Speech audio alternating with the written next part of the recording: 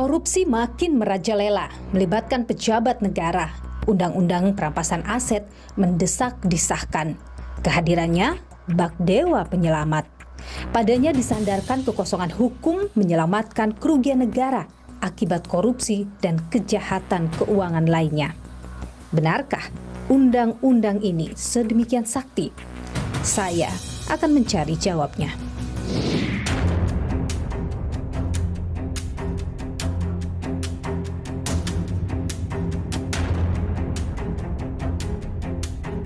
Mendorong agar RUU perampasan aset segera diselesaikan. Penting sekali.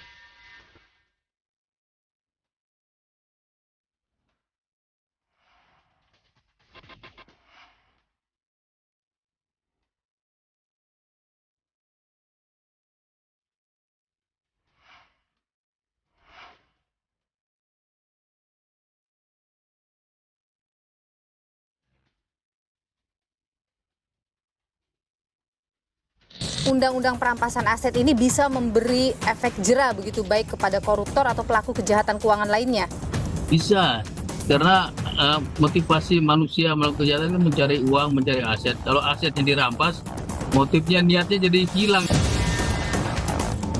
Karena poinnya adalah semua perampasan aset itu bisa dijalankan setelah ada putusan pengadilan. Kita nggak mau ketika proses menunggu putusan tadi itu ada cawe-cawe. Jadi ada potensi main mata Anda lihat? Betul. Saya terang-terangan ini, gitu loh. Mungkin perampasan aset bisa, tapi harus bicara dengan para ketum partai dulu. Kalau selama ini muncul asumsi ada kekhawatiran ini dari para politisi terkait dengan undang-undang ini, tidak benar?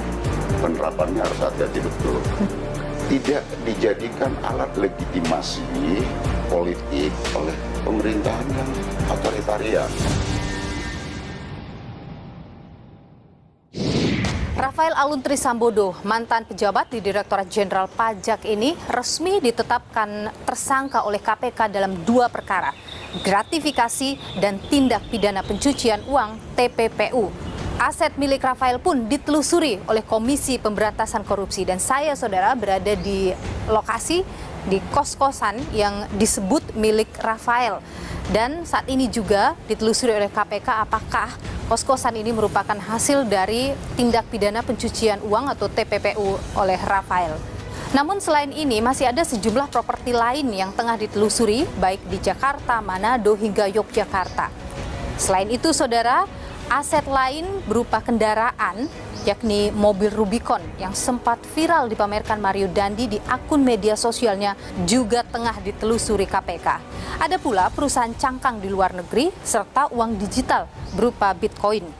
Pasca kasus Rafael, mata publik seperti terbuka akan banyaknya aparatur sipil negara berharta tak sesuai profil. Publik ramai-ramai menelisik laporan harta kekayaan pejabat negara dan mempertanyakan sumber kekayaannya. Diketahui pula berdasar laporan PPATK banyak transaksi janggal yang diduga merupakan tindak pidana pencucian uang. Namun LHKPN saja tak cukup, perlu payung hukum lebih. Oleh sebab itu, RUU perampasan aset disebut mendesak untuk disahkan. Menko Polhukam Mahfud MD dalam rapat dengar pendapat di DPR Maret silam meminta DPR memprioritaskan undang-undang ini. Sulit memberantas korupsi itu. Tolong melalui Pak Bambang Pacul, Pak, tolong Pak, undang-undang perampasan aset tolong didukung, Pak. Biar kami bisa ngambil begini-begini nih, Pak. Presiden Jokowi pun berulang kali menegaskan agar RUU perampasan aset ini segera disahkan. Urgensi ini dipertegas dengan ditandatanganinya Surpres atau Surat Presiden tentang rancangan Undang-Undang Perampasan Aset. Surpres ini telah sampai di DPR 4 Mei lalu untuk segera dibahas. Kita terus mendorong agar RUU perampasan aset itu segera diselesaikan. Penting sekali undang-undang ini, penting sekali. Saya sudah sampaikan juga kepada DPR, kepada kementerian yang terkait dengan ini, segera selesaikan. Disebut menjadi angin segar aset recovery terhadap hasil kejahatan yang merugikan negara. Lantas seperti apa isi dari rancangan Undang-Undang Perampasan Aset ini, Saudara? Saya ajak Anda melihat sejumlah pasal penting dalam RUU ini. Di pasal 2 rancangan Undang-Undang Perampasan Aset Tindak Pidana ini disebutkan bahwa perampasan aset berdasarkan undang-undang ini tidak didasarkan pada penjatuhan pidana terhadap pelaku tindak pidana. Dalam pasal 3 ayat 1 disebutkan bahwa perampasan aset nantinya tidak akan menghapuskan kewenangan penuntutan terhadap pelaku tindak pidana. Lalu soal aset yang dapat dirampas disebutkan dalam pasal 5 ayat 2, yakni aset yang tidak seimbang dengan penghasilan atau sumber penambahan kekayaan yang tidak dapat dibuktikan asal-usul perolehannya secara sah. Ini bisa jadi cara pemerintah menelusuri kejahatan melalui laporan harta kekayaan para pejabat. Kemudian Saudara, dalam pasal 6 disebutkan bahwa aset yang dapat dirampas adalah yang bernilai paling sedikit 100 juta rupiah atau yang terkait dengan tindak pidana dengan ancaman 4 tahun atau lebih. Menariknya, dalam hal tersangka atau terdakwa meninggal dunia, melarikan diri, buron, tidak diketahui keberadaannya, ataupun perkara pidananya tidak dapat disidangkan, perampasan aset tetap dapat dilakukan. Undang-undang ini menempatkan aset yang digunakan atau didapatkan melalui tindak pidana sebagai objek hukum dan terlepas dari pemiliknya. Lalu dalam pasal 16 ayat 1 dan 2 mengatur soal perampasan aset yang berada di luar negeri. Disebutkan jika aset yang berada di luar negeri tak bisa dirampas, maka akan diganti dengan aset dalam negeri yang setara dengan jumlah aset tersebut. Mengapa undang-undang perampasan aset ini menjadi penting? Dan bagaimana mekanisme pelaksanaan ini nantinya? Dan benarkah ada potensi abuse of power dalam rancangan undang-undang ini?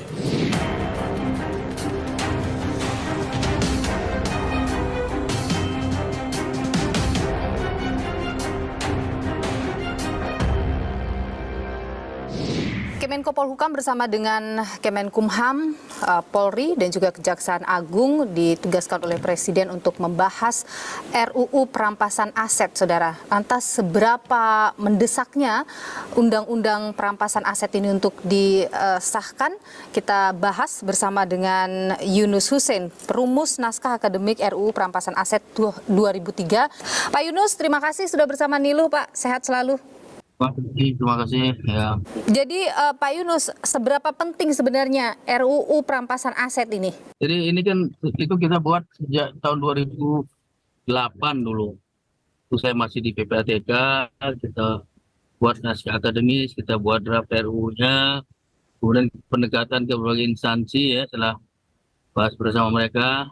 Niatnya sih waktu itu bisa selesai, tapi ternyata sampai sekarang kan belum. Betapa pentingnya karena di dalam pencegahan pemberantasan pencucian uang kita kan melakukan pendekatan follow the money, mengejar aset dari hasil kejahatan itu. Undang-undang perampasan aset ini bisa memberi efek jera begitu baik kepada koruptor atau pelaku kejahatan keuangan lainnya? Bisa, karena motivasi manusia melakukan kejahatan kan mencari uang, mencari aset. Kalau aset yang dirampas, motifnya, niatnya jadi hilang, jadi berkurang gitu. Itu cara kerjanya. Selama ini negara banyak berat di ongkos dalam memberantas kejahatan, keluar uang terus, hasilnya sangat sedikit. Dan kalau misalnya dengan undang-undang perampasan aset bisa meminimalisir pengeluaran tadi? Bisa paling nggak melakukan, ada semacam kayak profit center lah gitu ya, ada hasil dari kejahatan itu dengan aset recovery ini, jika biaya yang tadi terlalu besar untuk menegakkan hukum bisa sedikit dikurangi. Coba bayangkan satu perkara saja itu, paling perkara besar itu bisa ratusan juta ya. Bahkan kasus Lukas NMB saya dengar itu miliaran mengeluarkan uang untuk satu kasus saja. Itu baru KPK, belum kepolisian, kejaksaan. Jadi begitu besarnya biaya itu yang harus di-recover oleh negara. Salah satu cara dengan merampas aset-aset hasil tindak pidana itu. Kalau dalam undang-undang ini kita lihat di pasal 50 ke atas, Pak, itu kan menyerahkan semuanya nantinya pada Kejaksaan Agung. Menurut Anda bagaimana itu? Ya ini yang saya waktu di awal-awal pada waktu saya di sana itu sebenarnya tidak seperti ini. Waktu itu memang ada beberapa kompetisi lah ya, tanda kutip, antara Kementerian Keuangan ada punya Direktorat Jenderal Kekayaan Negara, dia mau berminat mengelola. Kehakiman punya Rumbasan, rumah penempatan barang sitaan dan rampasan. Kejaksaan punya Pusat Pemulihan Aset. Mereka semacam tanda kutip bersaing gitu. Bahkan ada usul lembaga baru, tapi akhirnya dalam draft ini mengarah kepada kejaksaan. Kalau proses dari awal sampai akhir hanya kejaksaan saja, itu harus ada check and recheck, ada check and balance, harus ada pengawasan yang baik. Kalau enggak nanti bisa abuse juga. Karena dari sudut governance, kalau dari awal sampai akhir dia yang mengurus, itu secara governance kurang bagus. Tapi kita ada beberapa hal udah kita masukkan untuk pengamanan supaya abuse itu jadi berkurang. Misalnya apa Pak untuk mengurangi abuse tadi? Ya misalnya mulai dari proses penyitaan, perampasan, nanti ada putusan pengadilan, kemudian nanti yang eksekusi, jaksa juga kan eksekutor. Kita minta semua dibuat dalam satu database yang online, di mana satu pusat itu database satu, nanti instansi yang lain itu, Rubasan, kepolisian, kejaksaan, KPK, bisa memiliki akses dan bisa tahu secara transparan. Ini barang statusnya di mana, ada di mana, udah dieksekusi, udah dijual apa belum. Kalau sekarang kan nggak tahu sama sekali itu. Kejaksaan pegang apa, polisi pegang apa, KPK pegang apa, kita nggak tahu sama sekali, nggak ada yang saling mengetahui. Jadi meskipun misalnya dipusatkan di Kejaksaan Agung, tapi dengan sistem online itu semua pihak, semua lembaga bisa mengawasinya, begitu ya Pak ya? Punya akses. Jadi penegak hukum yang lain seperti kepolisian, kejaksaan, Rubasan ya di bawah Kumham, Direktorat Jenderal Negara punya akses juga. Jadi dia tahu loh barang sitaan rampasan sekian gitu. Dan itu yang harus dimasukkan dalam RUU perampasan aset ya Pak ya? Iya, bukan hanya dimasukkan, harus dilaksanakan. Kalau enggak, tidak ada kontrol. Pak Yunus, kalau misalnya dengan undang-undang perampasan aset itu yang Anda ketahui, akan seperti apa kemudian mekanismenya nanti?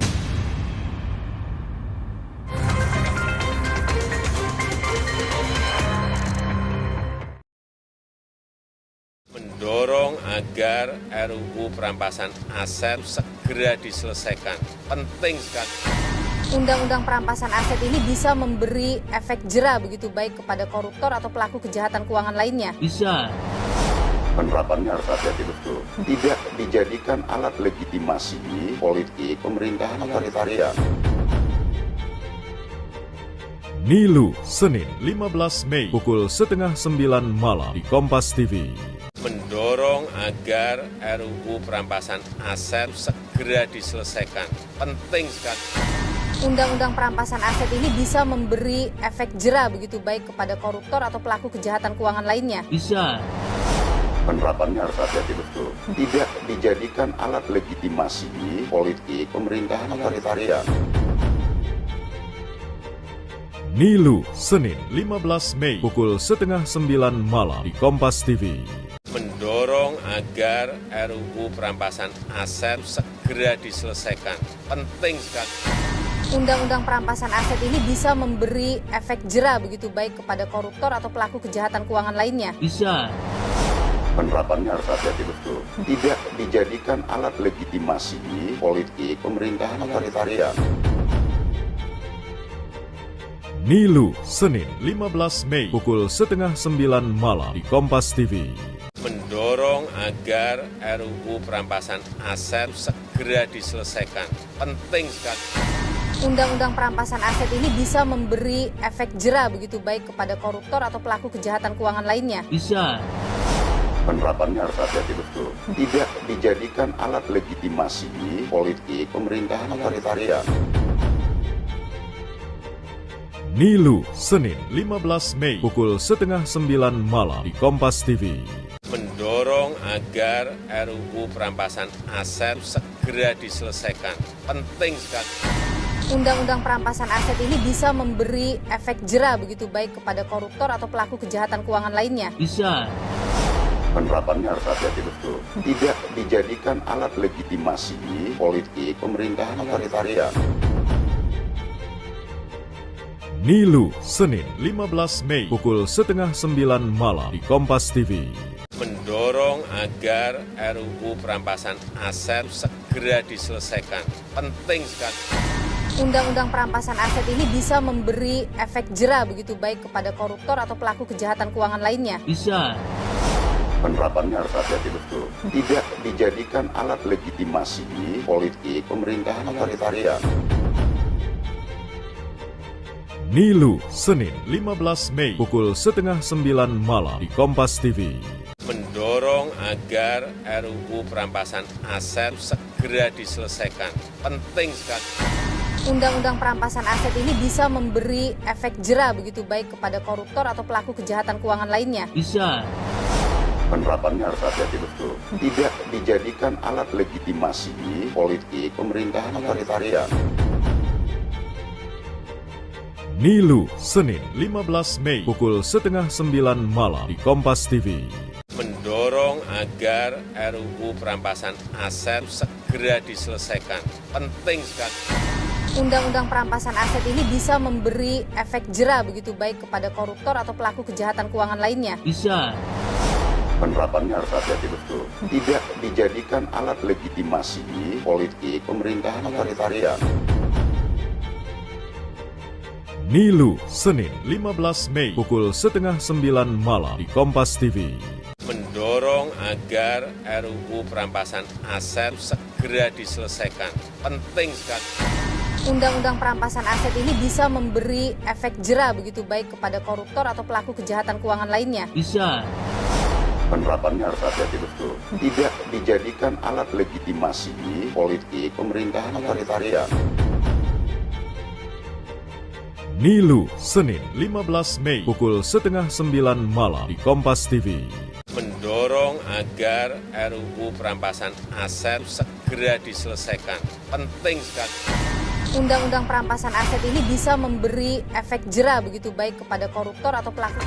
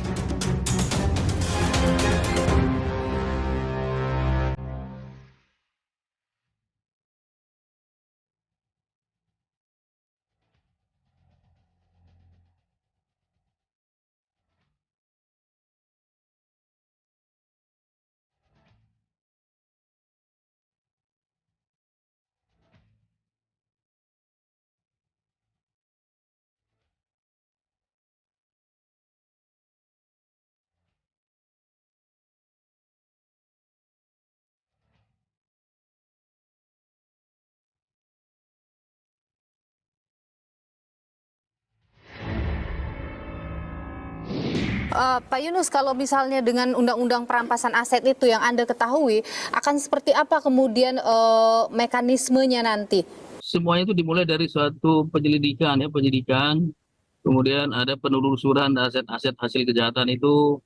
Kalau memang terbukti itu hasil kejahatan, sesuai dengan pasal 39 KUHP bisa disita oleh penyidik ya. Kalau perlu PPATK sesuai dengan kewenangan di pasal 41 bisa menghentikan sementara transaksi-transaksi yang terkait dengan harta-harta ini. Kemudian setelah dilakukan pemberkasan, dibawalah ke pengadilan. Pada umumnya, yang dapat dimohonkan itu adalah kalau si tersangkanya itu melarikan diri, buron, atau tersangkanya meninggal, atau tersangkanya tidak dapat dieksekusi. Ini salah satu alasan untuk mengajukan permohonan yang namanya non-conviction based asset forfeiture, menyita aset tanpa menghukum pelakunya. Jadi pendekatannya berbeda dengan pendekatan konvensional nih. Kalau konvensional pendekatannya orang tuh dihukum dulu, dipidana, salah, lalu asetnya dirampas. Kalau ini enggak, tanpa menghukum pelakunya, kalau itu bisa dibuktikan bahwa itu memang hasil tindak pidana, bisa dirampas. Pelakunya tidak dihukum, jadi lebih banyak pendekatannya administratif seperti ini. Pak Yunus, apakah misalnya dalam tahap penyidikan, begitu polisi atau jaksa itu bisa mengajukan perampasan aset itu? Setelah penyidik menyerahkan ke kejaksaan gitu Mbak, enggak bisa diambil alih gitu enggak. Setelah penyidik menyerahkan kepada kejaksaan, nah di kejaksaan itu kecenderungan di RU ini menyerahkan kepada jaksa pengacara negara karena dianggap ini lebih banyak warna perdatanya gitu. Tapi sebagian teman-teman berpendapat karena ini pidana, ya harusnya jaksa penuntut umum dong. Pak Yunus, begini, misalnya nih aset sudah dirampas, tapi kemudian dalam hal putusan dinyatakan ingkrah nih, sudah ingkrah dinyatakan kemudian tidak terbukti harta itu bukan dari TPPU, bisa kemudian dikembalikan atau bagaimana sistemnya nanti itu? Harus dikembalikan gitu, harus. Kalau kita lihat sistem di Belanda misalnya yang paling praktis itu, semua barang-barang sita itu dijual semua, dijual dengan harga pada waktu dia disita.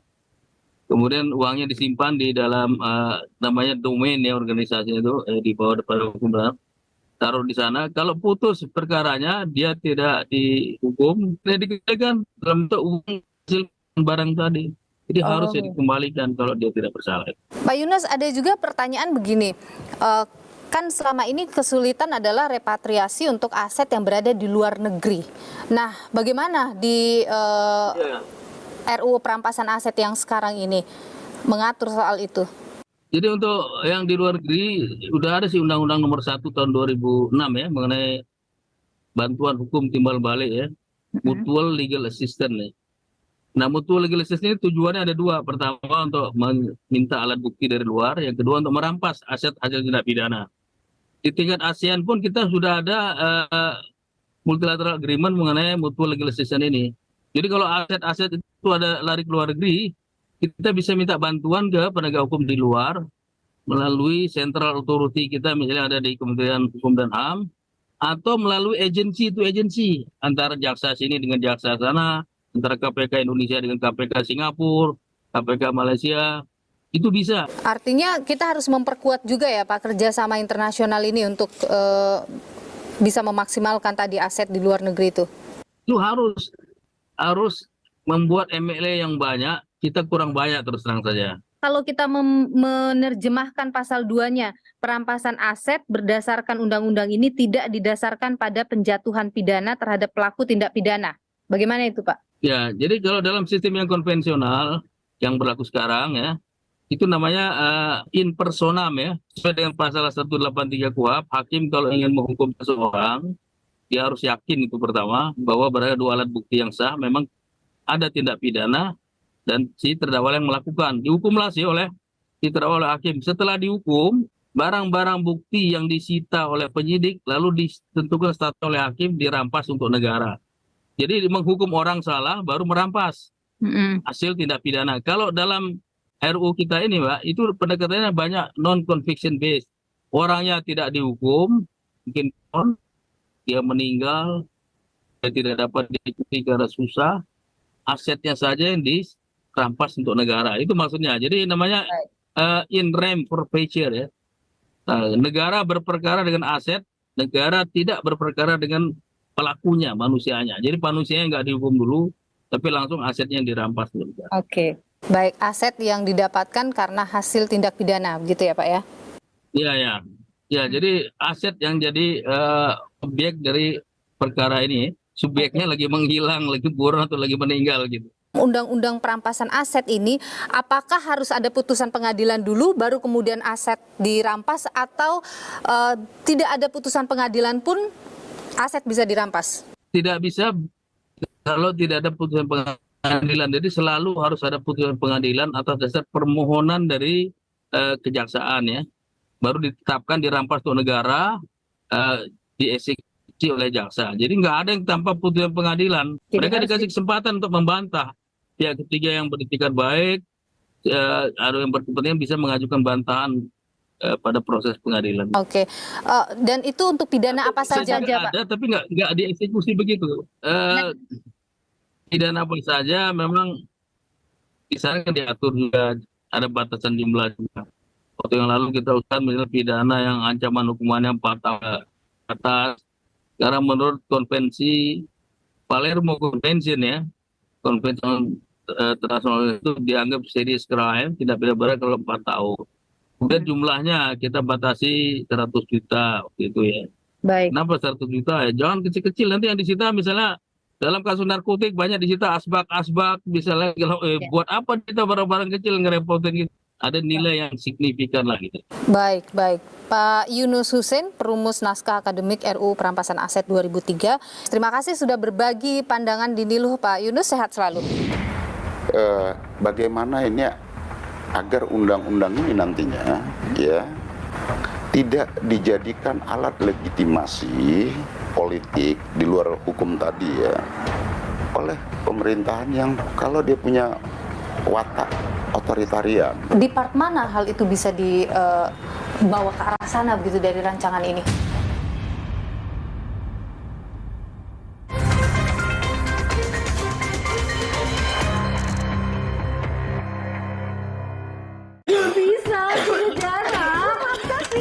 Jangan ada batu. Mendorong agar RUU perampasan aset segera diselesaikan. Penting sekali.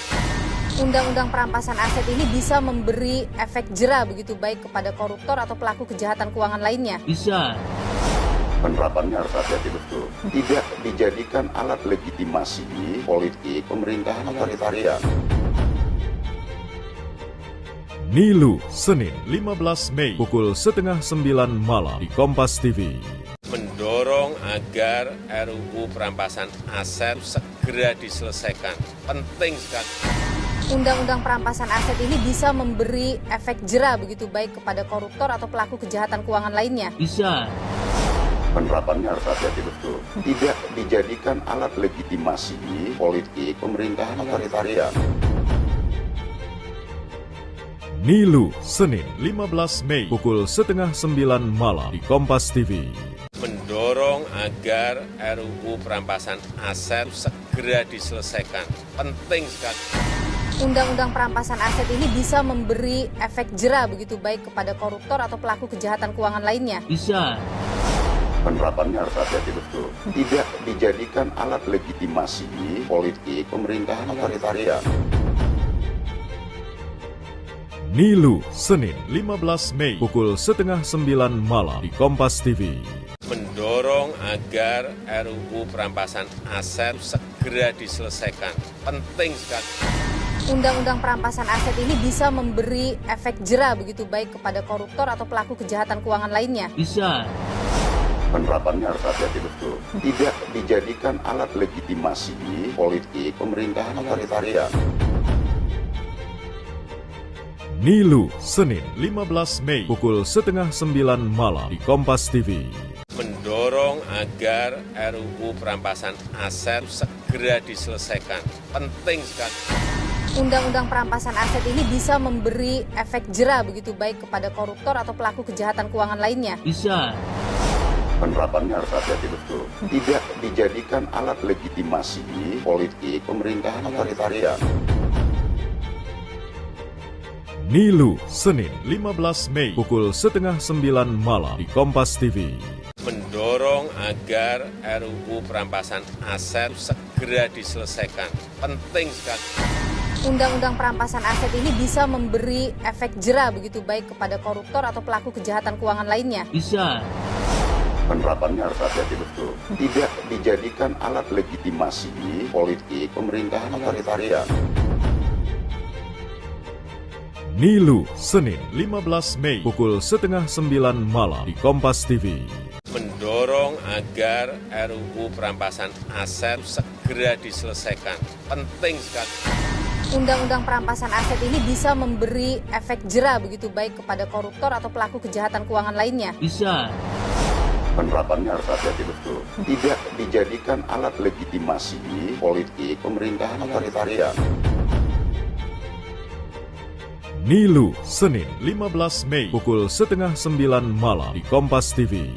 Mendorong agar RUU perampasan aset segera diselesaikan. Penting sekali. Undang-undang perampasan aset ini bisa memberi efek jera begitu baik kepada koruptor atau pelaku kejahatan keuangan lainnya. Bisa. Penerapannya harus hati-hati betul. Tidak dijadikan alat legitimasi politik pemerintahan otoritarian. Nilu, Senin 15 Mei pukul 8:30 malam di Kompas TV.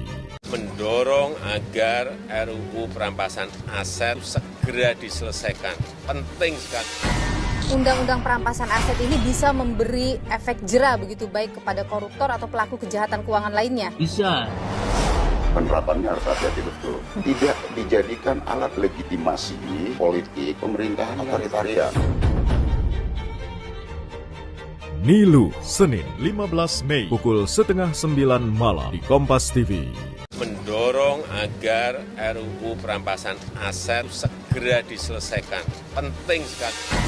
Undang-undang perampasan aset ini bisa memberi efek jera begitu baik kepada koruptor atau pelaku kejahatan keuangan lainnya. Bisa. Penerapannya harus hati-hati betul. Tidak dijadikan alat legitimasi politik pemerintahan otoritarian. Nilu, Senin 15 Mei pukul 8:30 malam di Kompas TV. Mendorong agar RUU perampasan aset segera diselesaikan. Penting sekali.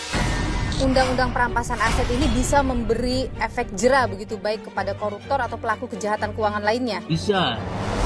Penerapannya harus hati-hati betul. Tidak dijadikan alat legitimasi politik pemerintahan otoritarian. Nilu, Senin 15 Mei pukul 8:30 malam di Kompas TV. Mendorong agar RUU perampasan aset segera diselesaikan. Penting sekali. Undang-undang perampasan aset ini bisa memberi efek jera begitu baik kepada koruptor atau pelaku kejahatan keuangan lainnya. Bisa. Penerapannya harus hati-hati betul. Tidak dijadikan alat legitimasi. Dari Ketua Komisi 3 DPR, Bambang Wuryanto atau Bambang Pacul, soal lambatnya pembahasan RUU perampasan aset. Tolong dong, undang-undang perampasan aset dijalanin. Lobbynya jangan di sini, Pak. Ini Korea ini semua menurut bosnya masing-masing. Di sini boleh ngomong kalah, Pak. Bambang Pacul ditelepon, Ibu Pacul berhenti, siap.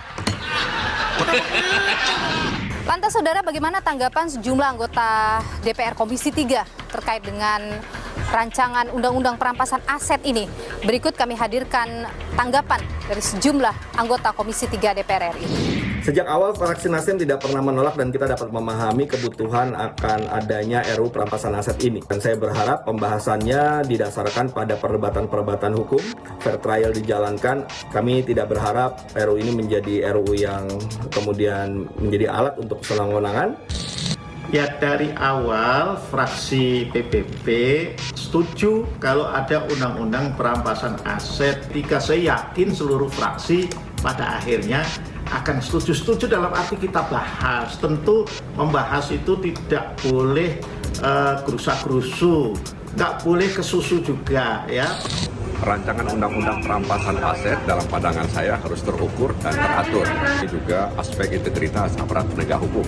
Sehingga kemudian rancangan undang-undang perampasan aset ini benar-benar bisa menjamin ya kepemilikan harta benda seseorang. Jangan sampai kemudian RUU perampasan aset menjadi RUU perampokan aset. Lantas bagaimana saudara komitmen DPR untuk mengesahkan rancangan undang-undang perampasan aset yang disebut mendesak ini? Saya akan bertemu dengan anggota Badan Legislasi DPR dari fraksi PDIP, Masinton Pasaribu. Ikuti saya.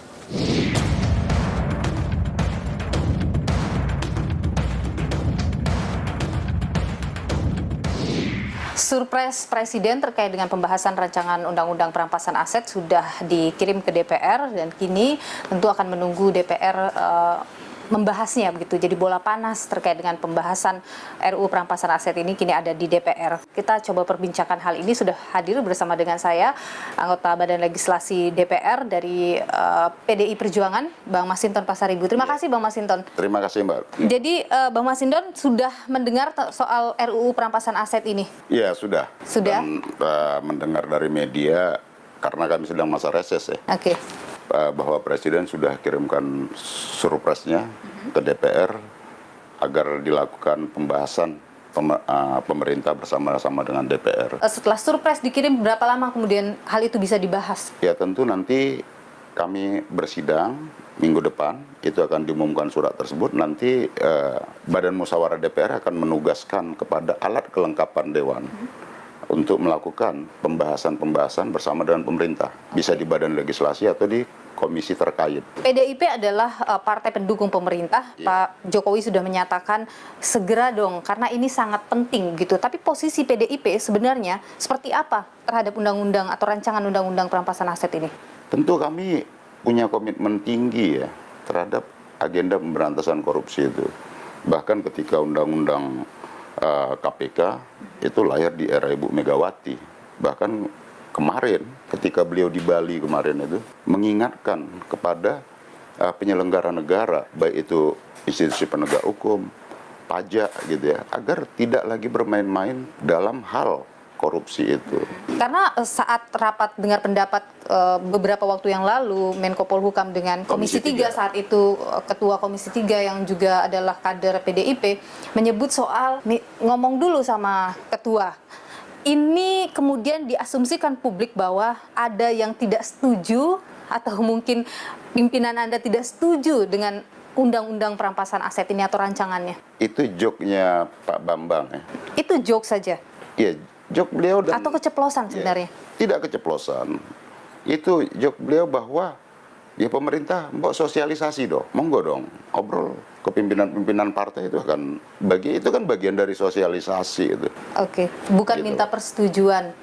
Enggak lah, pastilah masing-masing pimpinan partai itu punya komitmen yang sama. Begitu. Artinya kalau selama ini muncul asumsi ada kekhawatiran ini dari para politisi terkait dengan undang-undang ini, tidak benar? Bukan kekhawatiran dalam arti melemahkan komitmen pemberantasan korupsinya ya, bukan di situ. Oke, tapi bagaimana ini agar undang-undang ini nantinya ya tidak dijadikan alat legitimasi politik di luar hukum tadi ya oleh pemerintahan yang kalau dia punya watak otoritarian. di part mana hal itu bisa dibawa ke arah sana begitu dari rancangan ini? Kita kan selama ini kan muncul di luar itu ya, wah ini perampasan aset apa segala macam gitu ya, bisa bukan berarti bisa dilakukan secara semena-mena kan itu ya, kehati-hatiannya. Tetap dengan hukum kan gitu. Nah kalau selama ini pemberantasan korupsi kita ya persoalannya itu adalah di pengembalian aset. Iya, betul. Nah, jadi umpama orangnya meninggal dunia, tapi diduga ya ada aset yang diduga berasal dari tindak pidana dan kemudian karena sudah meninggal ya berhenti perkaranya. Gitu. Nah, rancangan undang-undang perampasan aset dari hasil tindak pidana ini diharapkan nanti bisa melakukan pemblokiran, penyitaan yang tentu diawali dengan investigasi ya. Nah, itu kan bagus ya? Bagus. Oke. Nah, apa yang dikhawatirkan dari situ? Bagaimana itu bisa Anda sebutkan tadi mungkin akan bisa dijadikan celah untuk lawan politik misalnya. Bagaimana itu bisa dalam aspek penerapan tentunya. Di penerapannya? Iya, penerapannya harus hati-hati betul. Jangan sampai kemudian ya tanpa proses hukum kemudian lakukan penyitaan gitu ya. Artinya bukan hanya terhadap korupsi loh. Betul. Tindak pidana perdagangan orang ya, narkotika, kejahatan pajak. Ini menurut saya ya langkah progres. Dan kalau itu adalah langkah maju artinya tidak akan ada halangan untuk kemudian mengesahkan ini. Nggak ada halangan sebenarnya. Iya kan? Yang tinggal begini aja, nanti kan pembahasannya harus dengan secara, ya kita harus dengan penuh kehikmatan, ya dan penuh ketelitian, agar ini benar-benar menjadi satu undang-undang yang sempurna. Oke, jadi kalau ada yang mengatakan bahwa RUU ini bakalan sulit deh, atau pesimis deh, RUU ini akan disahkan. Saya rasa enggak lah, itu kan apa ya, tudingan-tudingan yang ini aja ya, pesimisme. Karena nanti katanya banyak pejabat yang dimiskinkan nanti katanya kalau begitu. Kalau saya melihat enggak lah. Gimana memiskinkan kalau memang katakan tuh tidak ada unsur pidana yang awalnya gitu ya.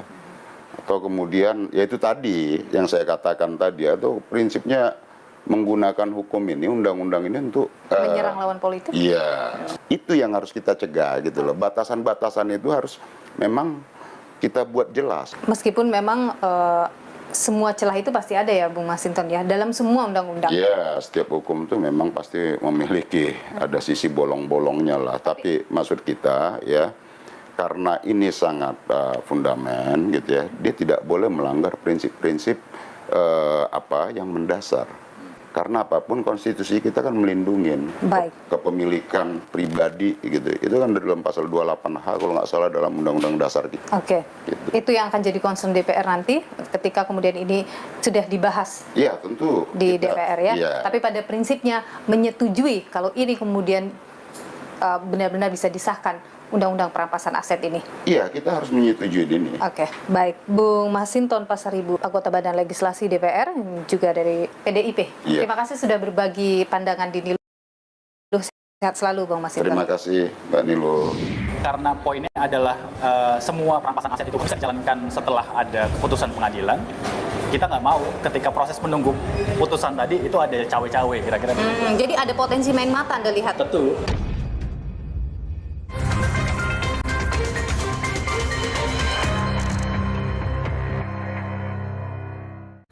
Dulu hidup dikontrol gula darah. Dorong agar RUU perampasan aset segera diselesaikan. Penting sekali. Undang-undang perampasan aset ini bisa memberi efek jera begitu baik kepada koruptor atau pelaku kejahatan keuangan lainnya? Bisa. Penerapannya harus hati-hati betul. Tidak dijadikan alat legitimasi politik pemerintahan otoritarian. Nilu, Senin 15 Mei pukul 8:30 malam di Kompas TV. Mendorong agar RUU perampasan aset segera diselesaikan. Penting sekali. Undang-undang perampasan aset ini bisa memberi efek jera begitu baik kepada koruptor atau pelaku kejahatan keuangan lainnya? Bisa.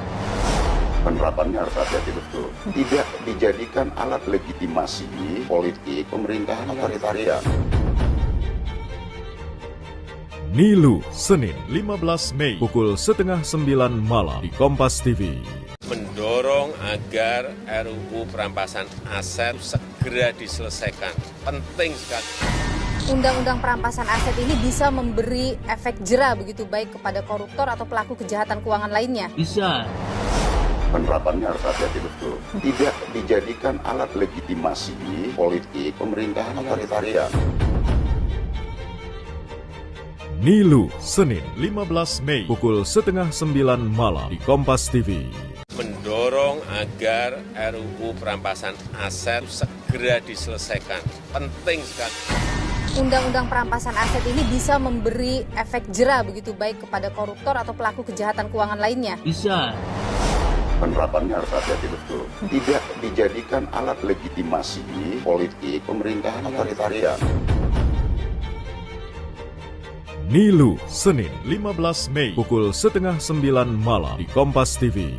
Mendorong agar RUU perampasan aset segera diselesaikan. Penting sekali. Undang-undang perampasan aset ini bisa memberi efek jera begitu baik kepada koruptor atau pelaku kejahatan keuangan lainnya? Bisa. Penerapannya harus hati-hati betul. Tidak dijadikan alat legitimasi politik pemerintahan otoritarian. Nilu, Senin 15 Mei pukul 8:30 malam di Kompas TV. Mendorong agar RUU perampasan aset segera diselesaikan. Penting sekali. Undang-undang perampasan aset ini bisa memberi efek jera begitu baik kepada koruptor atau pelaku kejahatan keuangan lainnya? Bisa. Penerapannya harus hati-hati betul. Tidak dijadikan alat legitimasi politik pemerintahan otoritarian. Nilu, Senin 15 Mei pukul 8:30 malam di Kompas TV. Mendorong agar RUU perampasan aset segera diselesaikan. Penting sekali. Undang-undang perampasan aset ini bisa memberi efek jera begitu baik kepada koruptor atau pelaku kejahatan keuangan lainnya? Bisa. Penerapannya harus hati-hati betul. Tidak dijadikan alat legitimasi politik pemerintahan otoritarian. Nilu, Senin 15 Mei pukul 8:30 malam di Kompas TV. Mendorong agar RUU perampasan aset segera diselesaikan. Penting sekali. Undang-undang perampasan aset ini bisa memberi efek jera begitu baik kepada koruptor atau pelaku kejahatan keuangan lainnya? Bisa. Penerapannya harus hati-hati betul. Tidak dijadikan alat legitimasi politik pemerintahan otoritarian. Nilu, Senin 15 Mei pukul 8:30 malam di Kompas TV. Mendorong agar RUU perampasan aset segera diselesaikan. Penting sekali. Undang-undang perampasan aset ini bisa memberi efek jera begitu baik kepada koruptor. Mendorong agar RUU perampasan aset segera diselesaikan. Kalau cipta kerja aja kita maksudkan kegentingan yang memaksa, mengapa tidak perampasan aset ini kegentingan yang memaksa? Kalau dia juga serius undang-undang perampasan aset, pasti jadi, Pak.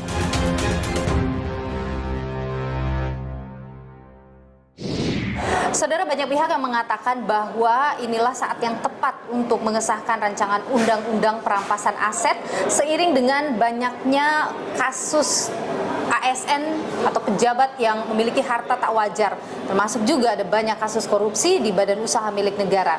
Benarkah undang-undang perampasan aset sedemikian urgennya dibutuhkan oleh negara ini? Kita coba perbincangan hal ini bersama dengan peneliti dari Transparansi Internasional Indonesia, Alvin Nikola. Mas Alvin, terima kasih sudah bersama dengan Nilu, sehat selalu. Jadi Mas Alvin, kalau Anda melihat memang sangat mendesak kebutuhan akan undang-undang perampasan aset ini? Iya, saya kira kita hampir nggak punya alasan, Mbak, untuk menunda pembahasan dari rancangan undang-undang ini. Pertama, sebenarnya karena setiap tahun kita hampir kehilangan 40.000 triliun akibat praktik korupsi itu sendiri. Persoalannya nggak nyampe tuh 10% uang itu balik.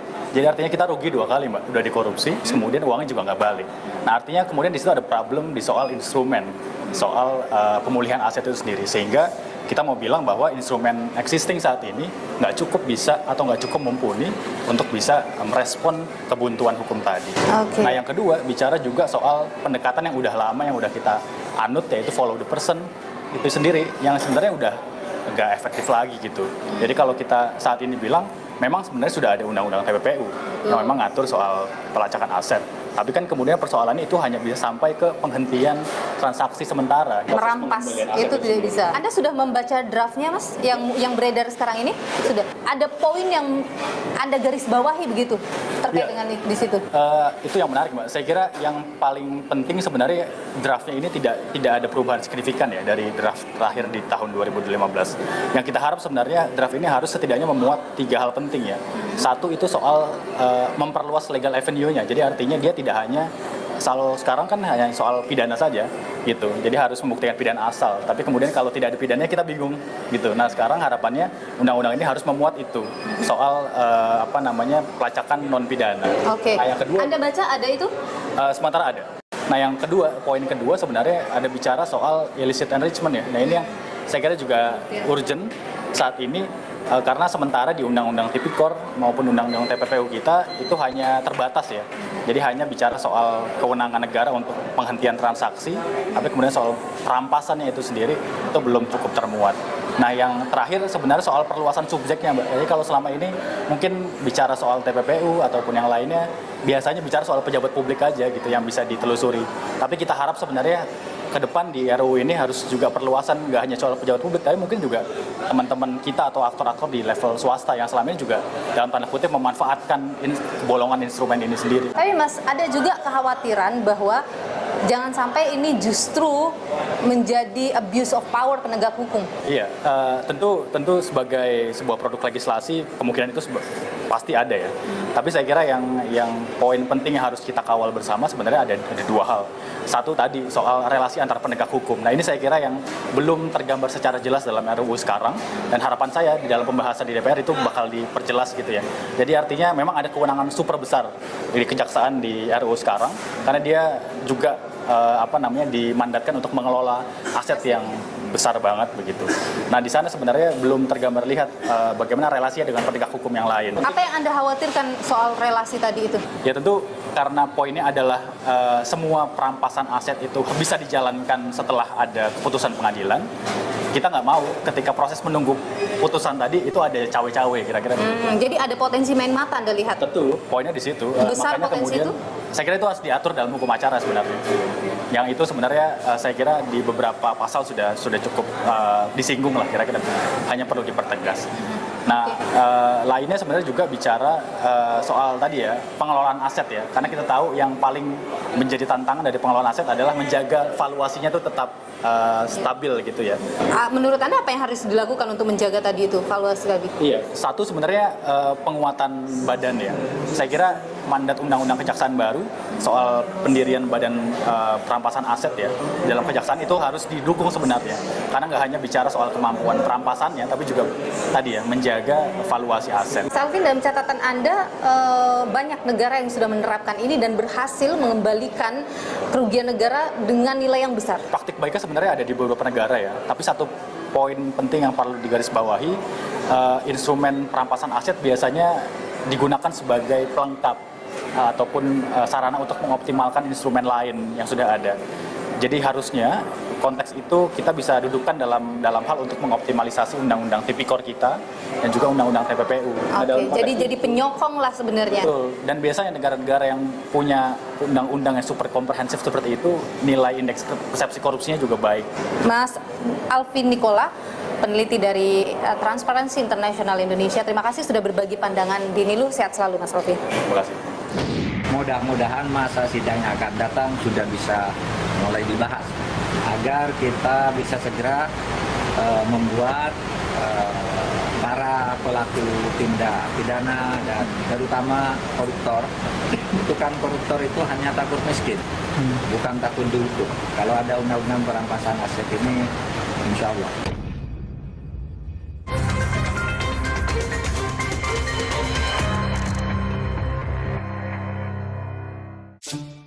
Sebelum aktivitas seharian di sekolah, Aqua dulu. Dorong agar RUU perampasan aset segera diselesaikan. Penting sekali. Undang-undang perampasan aset ini bisa memberi efek jera begitu baik kepada koruptor atau pelaku kejahatan keuangan lainnya. Bisa. Penerapannya harus hati-hati betul. Tidak dijadikan alat legitimasi politik pemerintahan otoritarian. Nilu, Senin 15 Mei pukul 8:30 malam di Kompas TV. Mendorong agar RUU perampasan aset segera diselesaikan. Penting sekali. Undang-undang perampasan aset ini bisa memberi efek jera begitu baik kepada koruptor atau pelaku kejahatan keuangan lainnya. Bisa. Penerapannya harus hati-hati betul. Tidak dijadikan alat legitimasi politik pemerintahan otoritarian. Nilu, Senin 15 Mei pukul 8:30 malam di Kompas TV. Mendorong agar RUU perampasan aset segera diselesaikan. Penting sekali. Undang-undang perampasan aset ini bisa memberi efek jera begitu baik kepada koruptor atau pelaku kejahatan keuangan lainnya. Bisa. Penerapannya harus hati-hati betul. Tidak dijadikan alat legitimasi politik pemerintahan otoritarian. Nilu, Senin 15 Mei pukul 8:30 malam di Kompas TV. Mendorong agar RUU perampasan aset segera diselesaikan. Penting sekali. Undang-undang perampasan aset ini bisa memberi efek jera begitu baik kepada koruptor atau pelaku kejahatan keuangan lainnya. Bisa. Penerapannya harus hati-hati betul. Tidak dijadikan alat legitimasi politik pemerintahan otoritarian. Nilu, Senin 15 Mei pukul 8:30 malam di Kompas TV. Mendorong agar RUU perampasan aset segera diselesaikan. Penting sekali. Undang-undang perampasan aset ini bisa memberi efek jera begitu baik kepada koruptor atau pelaku kejahatan keuangan lainnya. Bisa. Penerapannya harus hati-hati betul. Tidak dijadikan alat legitimasi politik pemerintahan otoritarian. Nilu, Senin 15 Mei pukul 8:30 malam di Kompas TV. Mendorong agar RUU perampasan aset segera diselesaikan. Penting sekali. Undang-undang perampasan aset ini bisa memberi efek jera begitu baik kepada koruptor atau pelaku kejahatan keuangan lainnya. Bisa. Penerapannya harus hati-hati betul. Tidak dijadikan alat legitimasi politik pemerintahan otoritarian. Nilu, Senin 15 Mei pukul 8:30 malam di Kompas TV. Mendorong agar RUU perampasan aset segera diselesaikan. Penting sekali. Undang-undang perampasan aset ini bisa memberi efek jera begitu baik kepada koruptor atau pelaku kejahatan keuangan lainnya. Bisa. Penerapannya harus hati-hati betul. Tidak dijadikan alat legitimasi politik pemerintahan otoritarian. Nilu, Senin 15 Mei pukul 8:30 malam di Kompas TV. Mendorong agar RUU perampasan aset segera diselesaikan. Penting sekali. Undang-undang perampasan aset ini bisa memberi efek jera begitu baik kepada koruptor atau pelaku kejahatan keuangan lainnya? Bisa. Penerapannya harus hati-hati betul. Tidak dijadikan alat legitimasi politik pemerintahan otoritarian. Nilu, Senin 15 Mei pukul 8:30 malam di Kompas TV. Mendorong agar RUU perampasan aset segera diselesaikan. Penting sekali. Undang-undang perampasan aset ini bisa memberi efek jera begitu baik kepada koruptor atau pelaku kejahatan keuangan lainnya? Bisa. Penerapannya harus hati-hati betul. Tidak dijadikan alat legitimasi politik pemerintahan otoritarian. Gratifikasi. Mendorong agar RUU perampasan aset segera diselesaikan. Kalau cipta kerja aja kita maksudkan kegentingan yang memaksa, mengapa tidak perampasan aset ini kegentingan yang memaksa? Kalau dia juga serius undang-undang perampasan aset, pasti jadi, Pak.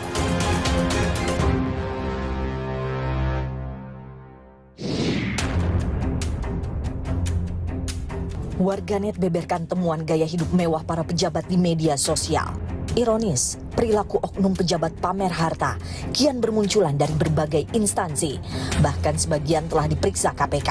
Mereka disinyalir memiliki harta tak wajar. Seperti bekas pejabat Direktorat Jenderal Pajak Rafael Alun Trisambodo. Alun, pejabat pertama yang ketahuan pamer harta, resmi ditetapkan tersangka gratifikasi oleh KPK 30 Maret 2023. 2 bulan kemudian, 10 Mei 2023, Rafael kembali jadi tersangka. Kali ini atas tindak pidana pencucian uang. Tak hanya ASN, praktik korupsi dan tindak pidana pencucian uang marak terjadi dalam perusahaan BUMN. Adalah kasus korupsi PT Asabri. Perusahaan asuransi jiwa ini merugikan keuangan negara hingga 22,78 triliun rupiah. Terbaru kasus korupsi PT Waskita, badan usaha milik negara yang bergerak di bidang konstruksi ini, rugikan negara sebesar 2,5 triliun rupiah. Kasus-kasus ini membuka mata. Rancangan Undang-Undang Perampasan Aset mendesak untuk disahkan. Padahal Undang-Undang Perampasan Aset telah disusun hampir 20 tahun lalu. Dimulai dari tahun 2003 saat Indonesia menandatangani Konvensi PBB melawan korupsi. Undang-Undang Perampasan Aset harus dibuat oleh negara yang menandatangani Konvensi PBB melawan korupsi. Tahun 2008, pemerintah Indonesia melalui Pusat Pelaporan Analisis Keuangan (PPATK) mulai menyusun draft rancangan Undang-Undang Perampasan Aset.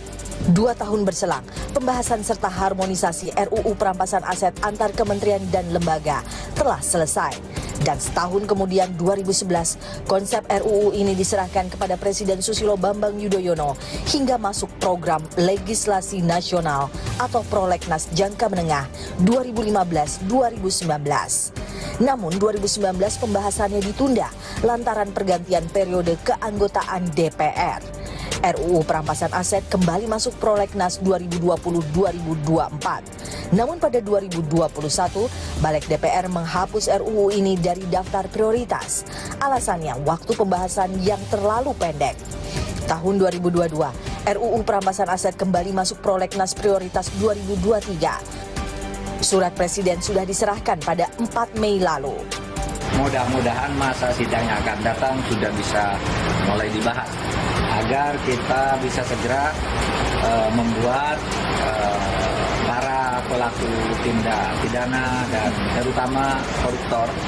Itu kan koruptor itu hanya takut miskin, bukan takut dihukum. Kalau ada undang-undang perampasan aset ini, insya Allah. Nasib pengesahan RUU Perampasan Aset kini ada di genggaman DPR. Jika disahkan, Undang-Undang Perampasan Aset akan mempermudah mengusut perolehan harta oknum pejabat negara, seperti dalam kasus Rafael, karena telah memiliki payung hukum. peningkatan harta kekayaan secara tidak sah. Kan itu yang kemarin kemudian dalam kasus RAT misalnya. Nah, dalam RUU perampasan aset yang naskah 2015 ada pasal soal itu. Ada di pasal 5 ayat 2. Nah, pertanyaannya nanti kalau sudah ketemu dengan pasal itu tuh soal ada ketidaksesuaian profil pendapatan dengan aset yang dimiliki, itu bisa jadi objek perampasan. Ada hasil-hasil korupsi yang memang belum bisa tersentuh. Itu yang diinginkan. Itu yang menjadi hak masyarakat untuk dapat bagaimana para koruptor itu atau orang-orang yang terindikasi melakukan satu pelanggaran ya yang merampas hak korban, dalam ini korban baik itu negara maupun perorangan juga masuk dalam undang-undang yang baru, itu bisa terakomodir untuk dapat hasilnya. Sejumlah negara tetangga, Malaysia